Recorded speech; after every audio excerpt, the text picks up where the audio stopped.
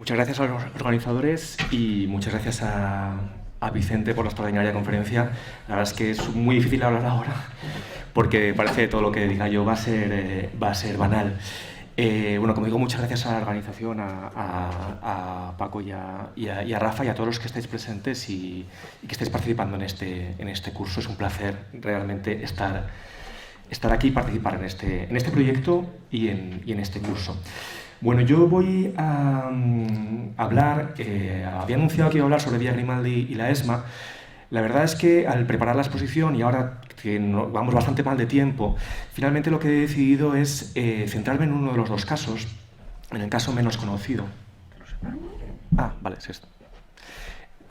En el caso menos conocido, que es el de Villa Grimaldi, la ESMA es bastante más conocido.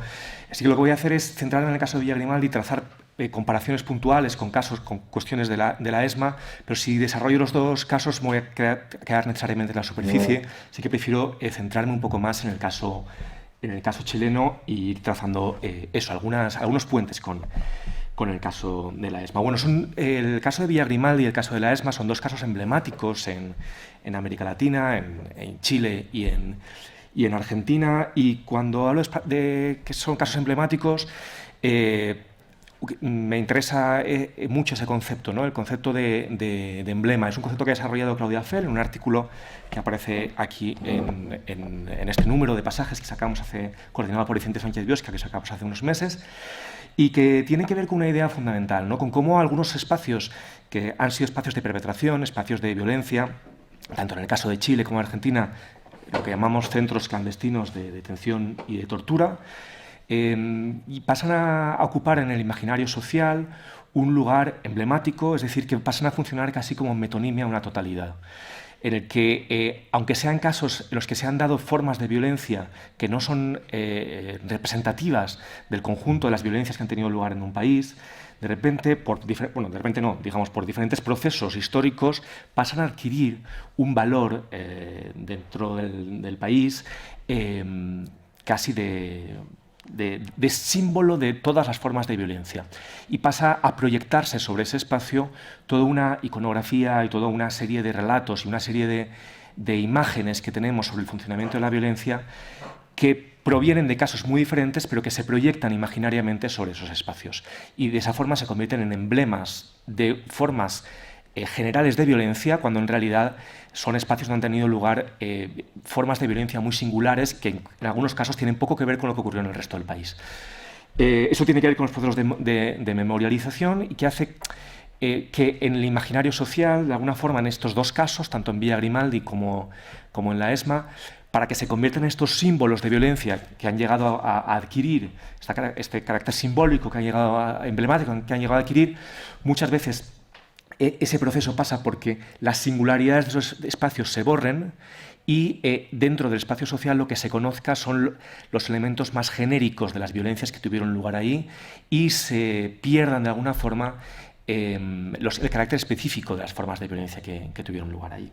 Bien, esto es una imagen de Villa Grimaldi, el centro clandestino de detención y tortura de Santiago de Chile, que está en la comuna de Peñalolén. Esta es una fotografía anterior al momento en que fue centro clandestino de detención, es una fotografía del 73. Antes de ser centro clandestino de detención, primero era una villa privada, en algún momento llegó a ser restaurante y sirvió también para el ocio nocturno, como una forma casi de discoteca de la burguesía santiaguina. Bueno, en un momento dado, a partir de 1963, el edificio fue tomado por las Fuerzas Armadas y por los incipientes organismos de inteligencia de la dictadura de Pinochet. Ahí tenéis una cronología más o menos de cómo fue utilizado como centro clandestino de detención. Fue utilizado por diferentes organismos, que en realidad fueron los diferentes nombres que fueron tomando los organismos de la inteligencia de la dictadura de Pinochet, la Brigada de Inteligencia Metropolitana, luego la DINA, que fue el organismo fundamental de la represión en Chile y que operó en el cuartel entre 4 y 66, y luego más tarde la CNI, que fue la organización que sucedió a la DINA cuando esta tuvo que disolverse. Bueno, fue un centro de detención y tortura con sus singularidades Lo que me interesa aquí es pensar cómo se ha convertido este centro de represión y de perpetración en un espacio pensado para la memoria y para la conmemoración de, para la defensa de los derechos humanos, que ahora veremos un poco cómo va cambiando el marco discursivo en el que este espacio se va integrando y se va resignificando. El concepto de resignificación es un concepto que utilizan los propios actores de Villa Grimaldi, voy a aludir a él. Bueno, una de las cosas fundamentales para entender este proceso de resignificación es que en 1991 el edificio es demolido. Justo después de la dictadura, el edificio era propiedad de los organismos de inteligencia, y en un momento dado pasa a manos privadas, pero a gente vinculada también a los organismos de represivos del Estado chileno, y en un momento dado es demolido con con un doble objetivo, diría yo. Por una parte, para construir viviendas en el lugar. Es decir, con un objetivo inmobiliario, para construir un parque de viviendas. Y por otra parte, obviamente, para borrar las huellas del crimen, porque pensad, el 91 es el periodo, los primeros años de la transición, el 89, el 90 son los años en que, son las primeras elecciones después de la dictadura de Pinochet. Bueno, la magnitud de la represión en este centro de detención y tortura, los organismos hablan de unas 4.500, 5.000 personas que pasaron por este espacio. La práctica totalidad de esas personas sufrieron torturas muy extremas y diferentes formas de violencia de diferente intensidad. Y se habla de 240 desaparecidos y ejecutados en el lugar. Es muy interesante, es importante tener en cuenta estas cifras porque hay una característica fundamental de Villa Grimaldi en general de la represión en Chile. La represión fue muy amplia en términos de tortura y violencia. En relación con las cifras de las personas que sufrieron diferentes formas de tortura, las cifras de muerte y desaparición son relativamente, siempre odio decir esto, pero son relativamente bajas en comparación. Es decir, que el número de supervivientes de la tortura es muchísimo mayor que el número de desaparecidos ejecutados políticos. La magnitud es muy diferente, por ejemplo, en Argentina, ¿no? Donde, por ejemplo, si pensamos en la Escuela Mecánica de la Armada, en la ESMA era una escuela, la Escuela Mecánica de la Armada, en la que uno de los edificios, el Casino de Oficiales, funcionó también como centro de clandestino de detención. En realidad hay que tener en cuenta que cuando hablamos de la ESMA, no voy a desarrollarlo porque no me da tiempo, pero hablamos de un espacio enorme de 17 hectáreas que cuenta con más de 30 edificios. Y entre esos 30 edificios hay uno de ellos que funcionó como centro clandestino de detención, que es el Casino de Oficiales. En realidad los dos edificios podemos decir que también formaron parte del ecosistema represivo, podríamos decir, pero que fundamentalmente fue el centro clandestino de detención y tortura, fue el Casino de Oficiales, que es el que hoy es el Museo de Memoria. Fijaos, si comparamos las cifras que dan los organismos que llevan este espacio, son cifras que igual son discutibles, las que no lo sé, pero son las que dan ellos. Se habla de, en este espacio, unas 5.000 personas desaparecidas y apenas 200 supervivientes. No sé si las cifras son... Ayer estuvimos hablando sobre cifras, son las cifras que dan los organismos, no sé si son fiables o no, pero en cualquier caso lo que me interesa es resaltar la diferente relación que se da entre supervivencia y desaparición. ¿Por qué me parece importante esto? Primero, porque eso explica también que las formas de memoria y las formas de pensar la represión en Chile y en Argentina son muy diferentes, y porque los actores que llevan a cabo, los organismos que llevan a cabo estas políticas de memoria son muy diferentes. En Chile, y en el caso de Villa Grimaldi, los actores fundamentales que son los encargados de llevar a cabo, de organizar el espacio Villa Grimaldi, son los propios supervivientes, las organizaciones de supervivientes de tortura. En Argentina, las grandes organizaciones que llevan, digamos, la batuta en el tema de los derechos humanos son organizaciones de familiares de desaparecidos o ejecutados. Hay también asociaciones de supervivientes, de personas que han sufrido la tortura, pero las madres de Plaza de Mayo, las abuelas de Plaza de Mayo, los hijos, se vinculan a las luchas por la memoria desde un vínculo familiar con aquellos que no están. En el caso chileno también la Asociación de Familiares de Detenidos Desaparecidos es una asociación muy importante, central, luchas de memoria, pero por ejemplo, en la gestión de Villa Grimaldi son más importantes los colectivos de supervivientes que sufrieron ellos mismos la tortura y que siguen, claro, pensé que en relación con la diferencia, ayer hablábamos de la dificultad de encontrar a las personas que sufrieron la represión en el Valle de los Caídos, claro, porque ha pasado mucho tiempo. Pensad que la represión en estos espacios se da en los años 70, es decir, que obviamente buena parte de los torturados están vivos y están perfectamente con capacidades de llevar a cabo estas políticas de gestión de los espacios de memoria. Bueno, voy a centrar mi exposición en 5 puntos que los he pensado en función de lo que estamos planteándonos en el curso, ¿no? Cómo un espacio que ha sido un espacio de perpetración y de violencia puede llegar a ser resignificado y pensando en unos propósitos totalmente diferentes a aquellos para los que fue pensado como espacio de perpetración. ¿Vale? Me voy a centrar en estos 5 puntos, voy a ir rápido, pero voy a resaltar algunos elementos que creo que pueden ser interesantes para el debate comparativo con el Valle de los Caídos. El primero es la idea de recuperación y participación que se da en los procesos de recuperación. La recuperación de un espacio es un significante que aparece en todos estos procesos, no solo en los casos que yo analizo, sino en muchos otros. Y el propio concepto de recuperación nos puede hacer pensar en qué términos se está pensando esta relación con el espacio de perpetración.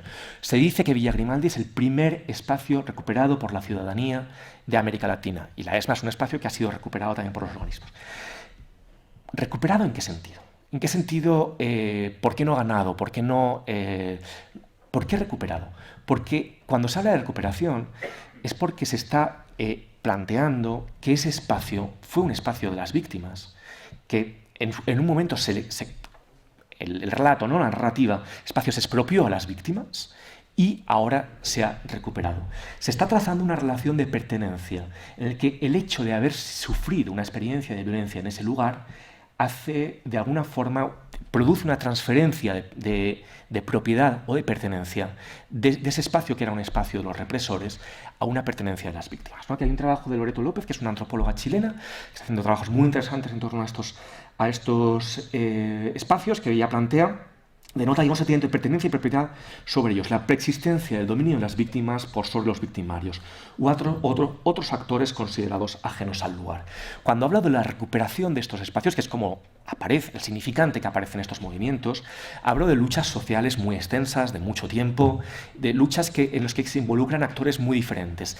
Esto es una imagen de Villa Grimaldi, cuando el espacio estaba demolido, era un espacio de ruinas, y estas son reuniones populares donde diferentes asociaciones que vinculaban a todo el movimiento vecinal de las comunas de Peñalolén y de La Reina, que es donde está el espacio, con asociaciones de defensa de los derechos humanos y fundamentalmente con asociaciones de supervivientes de Villa Grimaldi.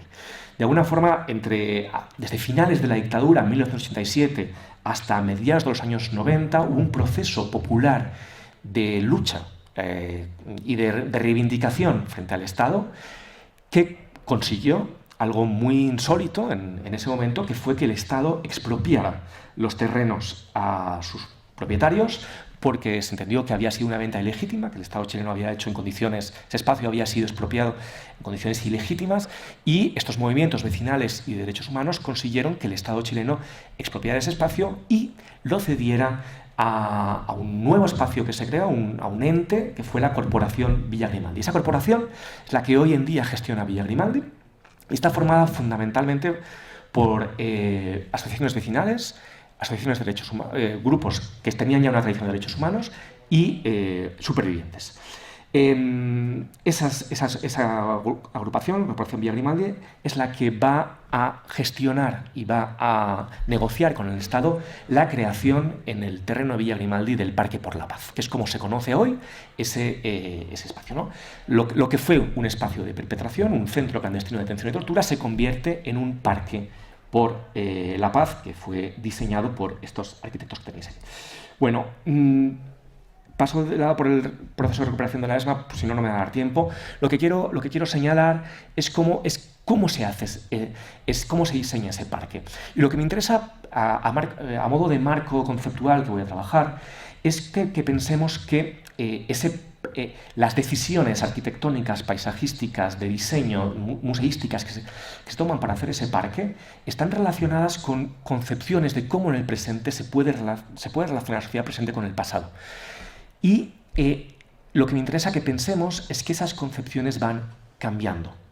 Y en cada momento histórico son diferentes. En el caso chileno, la aceleración de los tiempos y la aceleración de la transformación de los marcos de memoria desde 1995 hasta la actualidad ha sido enorme. Lo que explica que el parque haya tenido intervenciones muy diferentes, pensadas desde lugares muy diferentes y desde lógicas de memoria muy diferentes. En ese sentido, seguro que hay alguien que ha estado en el Parque por la Paz. Es un parque que cada uno puede tener una experiencia diferente, pero es un espacio de memoria muy desconcertante, porque no hay una narrativa unitaria que lo articule. Es un espacio de memoria que habitualmente ha cosechado muchas críticas por esto, porque es un espacio ciertamente desconcertante, que está hecho casi como un conglomerado de acciones diferentes en el espacio que difícilmente pueden articularse. Un poco mi propuesta de lectura es que veamos de forma diacrónica esas diferentes intervenciones como el parque para mí es la espacialización de las disputas por la memoria que han tenido lugar en el campo de los derechos humanos en Chile. Y de alguna forma las contradicciones, los conflictos que se ven en el parque dan cuenta material de las contradicciones y los conflictos que se dan en el campo social y en el campo de la memoria en el espacio chileno. Fundamentalmente hay un conflicto narrativo. Cuando digo narrativo es de qué narrativa se va a instalar en el parque. Cuando uno va al Parque por la Paz, ¿cuál es la historia que escucha y que lee en el parque, ¿no? Hay una tensión fundamental entre dos marcos narrativos fundamentales. Uno, que plantea que el parque tiene que ser un espacio para la vida, un espacio en el que de las cenizas del horror tiene que renacer la vida. Ahora vamos a ver cómo se concreta eso espacial y arquitectónicamente. El otro es que el parque ha de ser un espacio de representación del horror, que tiene que ver con lo que ha planteado Vicente antes sobre la exhibición de la atrocidad, ¿no? Cómo articular estos dos marcos narrativos, el que uno, la celebración de la vida que ha sobrevivido al horror, y el otro, la exhibición de la atrocidad. Bueno, hay que pensar cuándo surge este espacio de memoria y en qué contexto social y político surge. Surge justo en la primera transición y surge casi en relación con las primeras políticas de memoria que surgen en Chile después de la dictadura. En 1991 se publica el informe de la Comisión Nacional de Verdad y Reparación, el conocido como Informe RETIC, en el que se propone una serie de políticas de reparación y de políticas de memoria. Es un informe, bueno, muy importante en su momento, pero que también está trabado por los pactos y los límites de las políticas de memoria en el momento en Chile. Pensad, supongo que conocía la historia, no he hablado de historia política de Chile en ese momento, pero pensad que en este momento Pinochet es todavía senador vitalicio, es una transición que todavía tiene muchos límites, donde la Constitución no se ha cambiado. Y bueno, el informe RETIC es un informe hay una comisión de la verdad que limita su investigación a los casos de muerte y desaparición. Es decir, que todos los casos de tortura todavía no se investigan y eso habrá un segundo informe de verdad que se encargará de ello. Bueno, en el contexto de este informe hay una de las recomendaciones que es esta. Sería de esperar que en el plazo más prudente la autoridad tenga bien disponer las medidas y recursos necesarios para dar lugar a proyectos culturales y simbólicos destinados a reivindicar la memoria de las víctimas en forma individual y colectiva, estableciendo nuevas bases para la convivencia social y una cultura más cuidada y respetuosa de los derechos humanos. Bueno, es este marco esta recomendación del informe RETIC la que da el marco institucional para que un proyecto como el de convertir Villa Grimaldi en un espacio de memoria sea viable. Y es lo que hace que algunos ministerios, bueno, pensad, Villa Grimaldi era un espacio en ruinas, un espacio en el que el espacio represivo había sido demolido. Es lo que hace, no sé si se va a ver esto, pero es lo que hace que algunos ministerios de Chile a partir de las peticiones de los organismos de supervivientes de Villa Grimaldi, respondan positivamente a la petición de transformar este espacio en un espacio de memoria. Fijaos, este documento es muy interesante porque es del Ministerio de Vivienda y Urbanismo, que responde a una petición de la Corporación Villa Grimaldi y en el que sienta las bases para la creación de este espacio de memoria. Lo que me interesa señalar es cómo en este documento aparece ya muy claramente el marco narrativo que debe ordenar la creación de este Parque por la Paz. No sé si se ve bien, pero leo: la propuesta del proyecto deberá tener en consideración valores tales como la sencillez, la paz, la reconciliación y el recuerdo. Este es el marco, el narrativo, el que se tiene que marcar el proyecto. Es decir, nada de exhibición de atrocidades, nada de mostración de torturas, nada de poner el énfasis en el horror. Esto tiene que ver con una determinada concepción de la memoria en el marco podríamos decir, la transición del marco de consensos de la transición y de la idea de reconciliación nacional en el que todo esto se enmarca.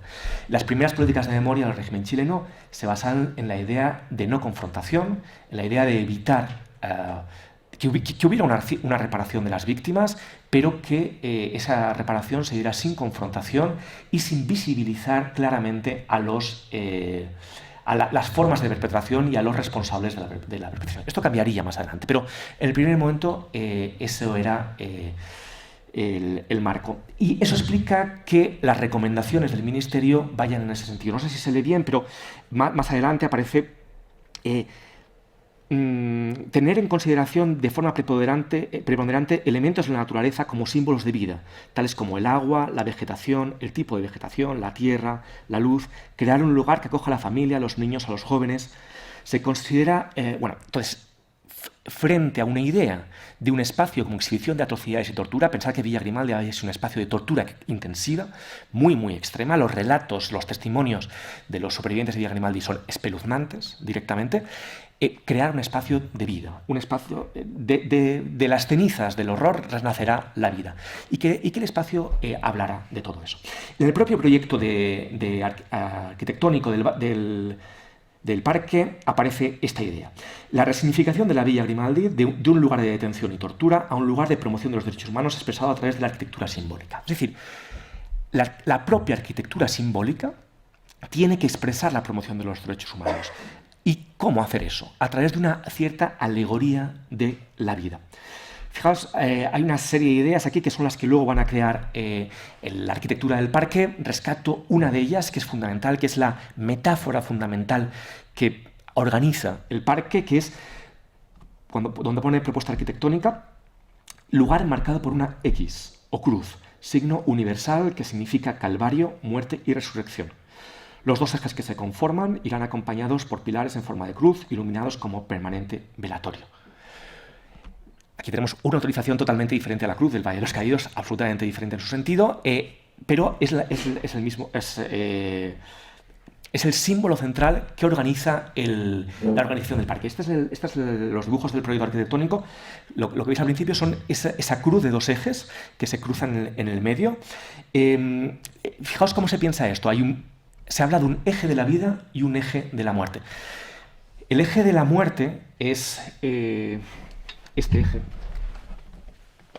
Es este eje. Este es el espacio del parque. Muy brevemente, aquí está el portón de entrada por donde entraban los detenidos, y aquí está la torre, que es el espacio fundamental de tortura. Entonces, este es el eje de la muerte, porque por aquí entraban y aquí eran mandados a tortura y a desaparición. ¿Qué es lo que hace? ¿Qué se hace en la inauguración del Parque por la Paz? Se cierra este portón y se tiran las llaves. Nunca más se va a abrir este portón. Es decir, el eje de la muerte se cierra. Y lo que se hace es abrir la puerta aquí, que es el eje de la vida, que lleva, ahora lo veremos, al muro de los nombres, que es espacio de duelo por los desaparecidos y por los ejecutados políticos. Todo se articula en torno al eje de la cruz, que es un símbolo cristiano, pero también símbolo de encuentro, y en el centro de la cruz se coloca una gran fuente, una fuente que es símbolo de vida. Todo la idea de la fuente, la purificación,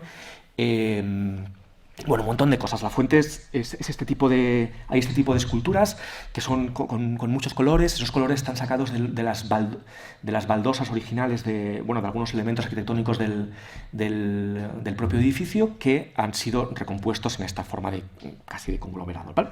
Bueno, lo que me interesa señalar es cómo la matriz retórica y narrativa fundamental del parque es esta idea de generar vida allí donde hubo muerte. Una arquitectura totalmente simbólica, donde no hay prácticamente nada en el primer que aluda directamente a las prácticas de tortura sistemática y de violencia brutal. Por ejemplo, el Jardín de las Rosas, como homenaje a las mujeres desaparecidas. A esto me refiero con paisajismo simbólico, ¿no? Un jardín de rosas para aludir a las mujeres desaparecidas. Bien, esta es la matriz retórica fundamental que organiza el primer diseño del parque. Claro, ¿qué ocurre? Que este diseño, que se enmarca perfectamente en ese marco de las políticas posibles de memoria en un contexto de reconciliación, de no confrontación, recibe muchísimas críticas y muchas críticas, por ejemplo, de los supervivientes. Fijaos aquí, por ejemplo, Lucía Brito, superviviente del MIR, dice: en realidad las mujeres no estábamos de acuerdo con una villa tan simbólica. Dice: siempre dijimos que era imposible mantener la memoria con una villa con puras lucecitas, arbolitos y con pasadizos. Había que reconstruir algunos elementos, por mucho que se creyera que eran del horror, pero que eran importantes porque las generaciones futuras no iban a entender con puros símbolos, ¿no? Es decir, frente a esa arquitectura simbólica de alegoría de vida y purificación, aparece la necesidad de incluir otros elementos que aludan más directamente a la tortura. Es en ese contexto en que aparecen ciertos elementos muy claros. Por ejemplo, bueno, voy luego a ese muro de los nombres, pero por ejemplo, elementos de toda la señalética del lugar, donde se señalan qué ocurría en cada uno de los lugares del parque, se realiza al nivel del suelo. Esto está, no sé muy bien, pero está al nivel del suelo. Es una baldosa creada al nivel del suelo. ¿Por qué todo está al nivel del suelo? Porque en la narración de los supervivientes, ellos iban con los ojos vendados todo el tiempo. Entonces hay una cuestión que se repite habitualmente, y es que los supervivientes únicamente podían ver el suelo del lugar. Nunca podían ver nada más que el suelo, que era lo único que podían ver con los ojos vendados. Entonces, de alguna forma, haciendo mirar al suelo continuamente al visitante del parque, lo que se intenta es tratar de ubicar a los visitantes del parque en este lugar de la víctima, ¿no? Que solo podía mirar al suelo. Es una serie de estrategias que continúan con la dimensión simbólica, con las formas de arquitectura simbólica, pero que ya van incorporando la experiencia de la víctima y no solamente esa alegoría de purificación y vida. Además, empieza a incorporarse elementos que van en una línea absolutamente diferente a la que hemos visto antes, que son elementos que van desde que apuntan a la reconstrucción de los espacios de tortura directamente. Aquí tenemos esta reconstrucción de las celdas, lo que se denominaba como las casas Corby, que eran espacios de hacinamiento y espacios de tortura. Ahí tenéis también un dibujo donde aparece. Esto es una reconstrucción, no es real. Esto es una reconstrucción a posteriori. Es decir, hay también ya una lógica de volver a reconstruir esos espacios del horror que no estaban en la primera narrativa del parque. Y el caso más impresionante es la reconstrucción de la torre, que es el espacio fundamental de tortura. Lo que me interesa plantear es que dentro del parque conviven formas y lógicas totalmente diferentes de la memoria, y marcos narrativos que están en conflicto. Podemos pensar el parque, de hecho, como un collage de estrategias diferentes que tienen que ver con marcos diferentes. No lo he dicho porque estoy yendo, la verdad, muy rápido, pero toda esta segunda oleada de espacios que van desde una lógica reconstructiva tienen que ver con el impacto que produjo en los marcos de la memoria en Chile un acontecimiento fundamental que todos conocéis, que fue la detención de Pinochet en Londres en 1998, que supuso una ruptura de muchos de las lógicas que hasta ese momento habían tenido lugar en los marcos de memoria en Chile, y que desencadenó una aparición de testimonios en el espacio público y una demanda social que antes estaba mucho más silenciada, por tener relatos y visualizaciones de lo que había ocurrido con la represión. Quiero decir, en 1990, el parque se inaugura en 1997, en 1998 cambian radicalmente los marcos de la memoria en Chile, y eso se ve muy claramente en las diferentes intervenciones que que van teniendo lugar en el espacio. De la misma forma, igual que al principio, por ejemplo, la militancia política de los supervivientes y de los desaparecidos no aparecía por ninguna parte. Toda la representación del sufrimiento y la representación de la violencia pasaba por un borrado de las formas de la militancia, que tenía que ver con esta idea de la víctima inocente que no había participado en ningún proceso. En un momento dado se empiezan a plantear la necesidad de aludir a las formas de militancia, y de una forma bastante explícita se habilita una zona que son monumentos a los militantes y a los partidos políticos de la militancia. Hay un monumento al MAPU, un movimiento al MIR, un movimiento a los ejecutados políticos de cada uno de los partidos. Lo que quiero decir es que dentro del mismo espacio conviven formas de representación y lógicas arquitectónicas simbólicas que tratan de transmutar el espacio de horror en una alegoría de vida, y otras intervenciones que ponen mucho más el acento en el carácter combatiente de los ejecutados políticos, en el carácter militante y en las formas de lucha política en los que se enmarcó toda la represión. Bien, bueno. Un elemento que aparece en todos estos espacios de memoria es cómo aludir a la experiencia de los ejecutados políticos y de los desaparecidos. No solamente en estos espacios hay una disposición arquitectónica, sino que también se incorporan acciones que incorporan lenguajes artísticos, o que incorporan que forman parte del espacio de memoria, pero que incorporan lógicas y planteamientos que vienen de los lenguajes artísticos. Uno de ellos es lo que os he comentado antes, el Muro de los Nombres. El Muro de los Nombres es un espacio fundamental dentro de Villa Grimaldi.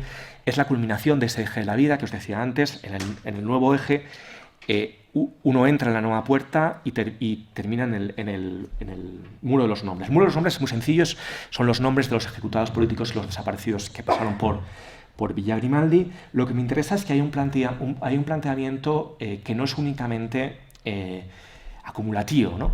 Hay un tratamiento de la piedra, no sé si se ve bien abajo, pero hay como una figura que es como un fósil. Todo este monumento está pensado desde la idea de fósil. ¿Qué sentido la idea de fósil?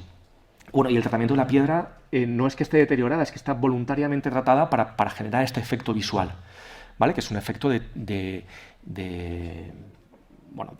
paso del tiempo, ¿no? La arquitecta que hizo el Muro de los Nombres hablaba de la metáfora de la fosilización, ¿no? En el sentido de que el fósil es algo que se ha quedado adherido a la naturaleza, pero que nos habla de un mundo que tuvo vida en su momento, pero del que solo podemos tener los restos o las huellas de un tiempo a otro, ¿no? Ha sido también criticado esta metáfora porque justamente la idea de la fosilización pues, parece poco coherente con ciertos de los discursos de los movimientos de memoria. Pero bueno, lo que quiero decir es que hay un intento por, digamos, capturar artísticamente la relación compleja entre el presente, en el que conmemoramos hacemos homenaje a los que no están, y ese pasado en el que los desaparecidos fueron desaparecidos. Además, es un espacio que está diseñado, no se ve en la foto, pero está diseñado para que los familiares de los detenidos desaparecidos, ejecutados políticos, puedan tener un espacio de reposo ahí y de homenaje, ¿no? Y que puedan pasar tiempo. Ahí hay unas escaleras, unos escalones ahí que están pensados para ello. Bueno, esta es la primera de las formas de representación de los que no están, ¿no? Que al principio era mucho menos presente en este espacio de memoria, pero que poco a poco se va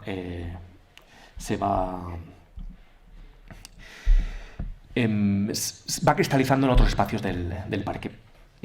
Voy rápido, quería hacer referencia a quizás la manifestación más llamativa, el intento más llamativo y más elaborado por aludir a esta experiencia de los desaparecidos en el Parque Villa Grimaldi. Aquí podéis ver en la ESMA, por ejemplo, hay todo un trabajo muy interesante a nivel artístico y a nivel museográfico con los rostros de los desaparecidos, que justamente una de las cuestiones que pasaba en la ESMA es que los familiares de los detenidos desaparecidos no querían que sus rostros estuvieran dentro del casino oficiales. Y por tanto la decisión que se tomó fue sacar estas imágenes de los rostros de los desaparecidos fuera del museo, pero hacer como esta especie de piel transparente que uno tiene que atravesar para entrar en el museo, y ese espacio de umbral, el umbral entre un espacio y otro, entre el espacio que fue de horror y el espacio de la ciudadanía, es atravesar estos rostros de los desaparecidos. Hay un gran trabajo que involucra lenguajes artísticos en torno a la presencia de los desaparecidos en estos espacios de memoria. Me detengo en este, que es en Villa Grimaldi, que es un monumento que se hace en 2007, los arquitectos chilenos, que es el monumento en rieles de Bahía Quintero, en Villa Grimaldi, que hace referencia a una cuestión muy particular que tiene que ver con las formas de desaparición en Chile y en Argentina, pero en este caso en Chile, ¿no? Que es algunos de los detenidos en Villa Grimaldi y en otros lugares se fueron lanzados al mar, como es sabido, ¿no? Desde helicópteros. Para lanzarlos al mar y para que los cadáveres no salieran a la superficie, se les ató a raíles de tren. Para que pesaran muchísimo, cero, y para que los cuerpos nunca salieran, ¿no? En algún caso, hay un caso famoso, que es el de Marta Ugarte, que ese cuerpo salió a la superficie, y es un caso muy conocido porque es el que permitió comprender que eso estaba ocurriendo. Bueno, en el marco de la investigación judicial muy posterior en torno a estos crímenes, se encontraron buena parte de los rieles que habían sido lanzados al mar. Claro, los cuerpos ya estaban, se habían deshecho en el mar, no se podían recuperar, pero sí se encontraron los rieles también muy deshechos por el efecto del mar. Y en el marco de la investigación del juez Guzmán, que fue uno de los grandes jueces que llevó a cabo estas investigaciones, el juez Guzmán legó estos materiales a Villa Grimaldi. Villa Grimaldi encargó este monumento. En este monumento están esos rieles, pero lo que me interesa es cómo se disponen y cómo se incluye estos materiales, que fueron materiales de perpetración y de muerte, en la visita. Se incluyen en este espacio, que es un cubo. Es un cubo que está, como lo veis, sacado del eje de horizontalidad. El otro día, cuando Paco mostraba el monumento de Berlín, veíamos esos cubos, esos rectángulos no sé el nombre técnico, pero sí, que estaban sacados un poco del eje y generaban un efecto de desconcierto y desasosiego en el que lo visitaba, ¿no? Bueno, aquí pasa algo similar, ¿no? Hay un énfasis muy fuerte en que este cubo está sacado del eje de la Tierra, está desequilibrado con respecto al terreno, está de alguna forma equilibrado en el desequilibrio está estabilizado en su inestabilidad, ¿no? Pero está fuera de eje, está desquiciado. Y uno, cuando entra a este espacio que está desquiciado del mundo. Es un espacio, es un cubo hecho de cobre, además, que el cobre es el gran mineral chileno. Bueno, cuando uno entra a este espacio, con lo que se encuentra con esto, es como un espacio casi de oscuridad. En realidad hay una cierta iluminación, pero cuando entras, con respecto a la luz solar, llegas a la oscuridad. Es decir, que te encuentras con un cambio radical en la visualidad. y también en un cambio, en una transformación en el paisaje sonoro, porque se escucha el mar. Cuando uno entra a este espacio hay un sonido muy sutil, pero reconocible, del mar. Es decir, silencio y mar. Y también hay un cambio en la temperatura, porque uno pasa del exterior al interior. Si es verano, pasas a un espacio mucho más fresco, y si es invierno, pues igual pasas a un espacio más caluroso.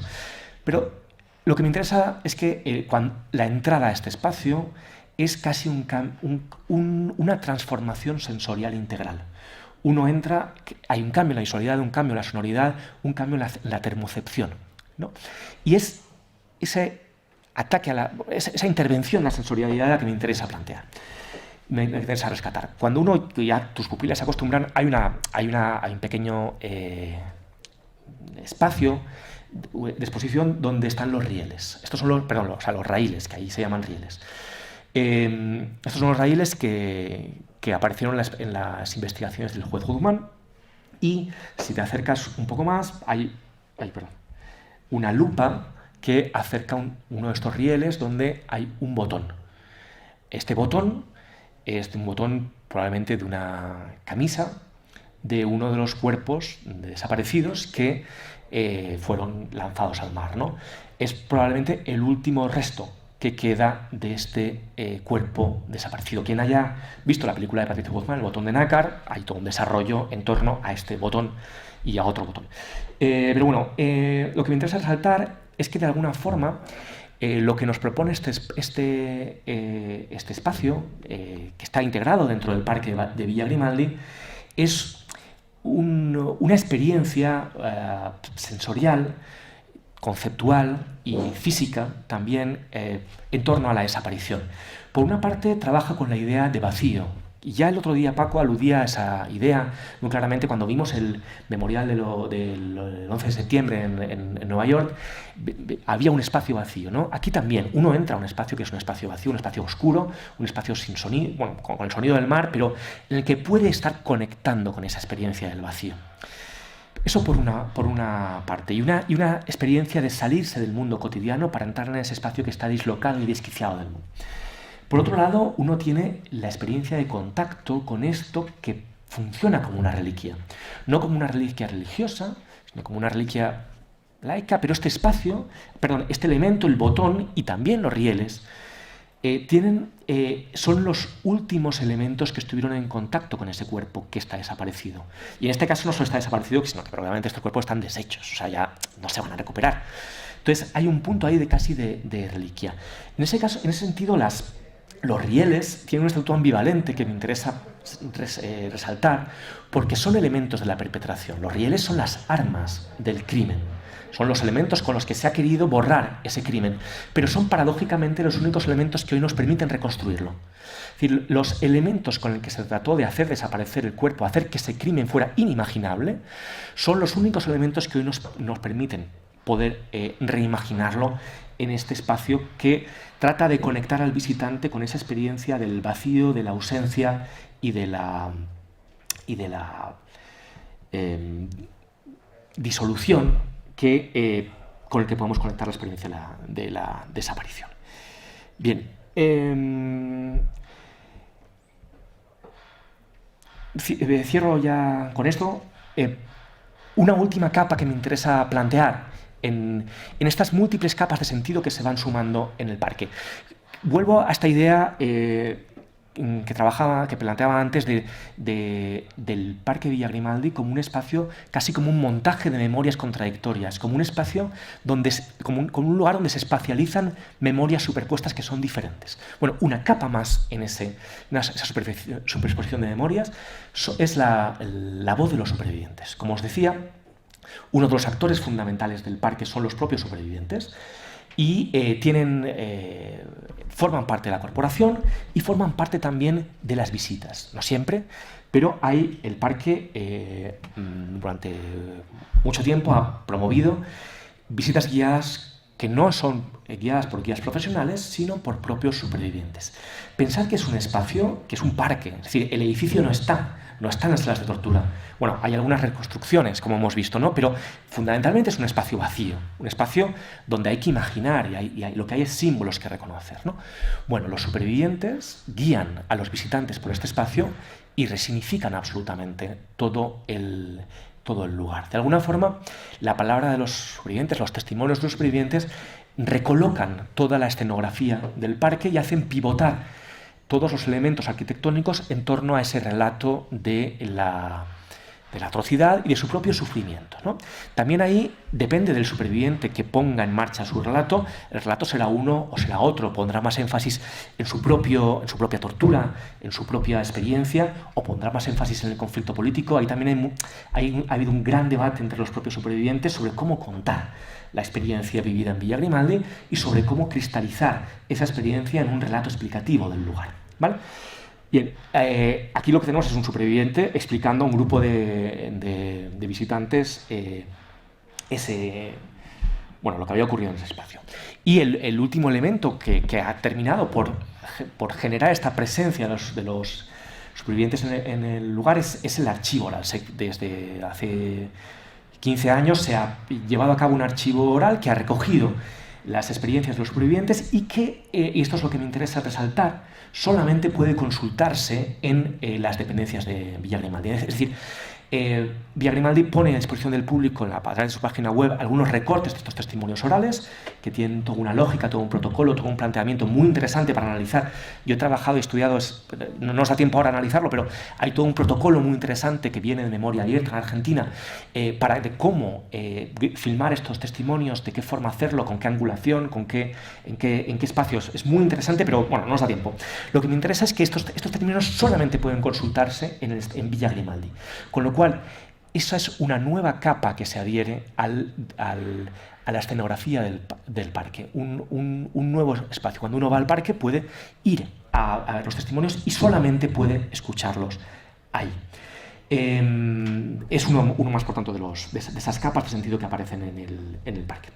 Bueno, para cerrar me quiero referir a un último elemento, que es que hemos hablado de los supervivientes, hemos hablado de los desaparecidos. ¿Qué pasa con los represores? Y me quiero referir a una polémica que ocurrió en 2019, julio de 2019, muy significativa y para mí muy reveladora, que tuvo que ver con la presencia de un represor en el espacio. Se quería reconstruir la torre, que ya os la he mostrado antes. La torre fue un lugar de tortura. Entonces, los supervivientes tenían un saber limitado sobre lo que había ocurrido porque, bueno, hay muy pocos supervivientes de la torre y los supervivientes de Villa Grimaldi que habían visto la torre, bueno, no tenían siempre los ojos vendados, entonces su saber era muy limitado. Entonces, en el diseño que hizo de la torre se convocó a un ex represor, que es un represor que se llama Samuel Fuensalida, que ha participado en varios juicios. Él es uno de los pocos represores, casi el único, que ha participado dando información sobre cómo fue la represión. Fue un exguardián de la DINA, que ya ha participado en varios proyectos de memoria, ¿no? Bueno, que es uno de ellos, el que lleva la gorra que está con su gabardina. Ellos son 3 supervivientes de Villa Grimaldi y uno de los represores. Esta fotografía, que apareció en Facebook de la Corporación Villa Grimaldi, pues generó un impacto enorme y un gran revuelo, porque buena parte de los supervivientes de Villa Grimaldi protestaron por la presencia de este represor, que tenía que ver con la legitimidad de los saberes. Se decía que bien, es posible que este guardián tuviera un saber que estaba vedado a los torturados, a los detenidos, justamente porque los detenidos estaban en condiciones de impedimento sensorial, no podían ver, pero que ese saber no era legítimo y no podía contemplarse para reconstruir ese espacio. Ese es uno de los primeros. Hubo un conflicto de legitimidades sobre qué saberes eran legítimos para incluir en el rediseño del parque. Pero el segundo elemento que me interesa resaltar más tiene que ver con que el espacio de Villa Grimaldi se concibe como un espacio libre de represores. Y eso tiene sentido en un país y en un imaginario de los derechos humanos en Chile, en el que se concibe el espacio social chileno como un espacio de impunidad, como un espacio en el que uno puede encontrarse en el supermercado con su torturador. Esa idea es una idea central en los discursos de los organismos de derechos humanos en Chile, y que diseña Villa Grimaldi como un espacio de excepción a ese espacio social de impunidad, como un espacio en el que la impunidad está suspendida y, por tanto, un espacio en el que no puede darse el hecho de que un superviviente se encuentre con su torturador.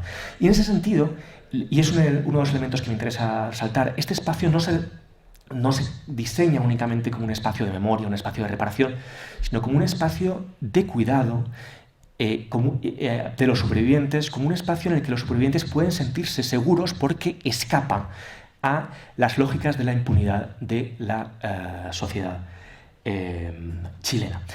Digo que así se construye, por lo menos, esa es la percepción que tienen una parte de los supervivientes de este propio espacio. Y en ese sentido, la idea de recuperación, con la que empezaba esta intervención, cobra todo su sentido, ¿no? Recuperar ese espacio que fue de violencia y terror como un espacio para el cuidado y la reparación de los supervivientes, y como un espacio que sea extraído a la atmósfera social de impunidad, y que se rija por unos parámetros totalmente diferentes. Bueno, vamos muy mal de tiempo, así que voy a terminar ya, para ver si nos da tiempo a alguna pregunta o no. Y muchísimas gracias por la escucha. Hasta pronto.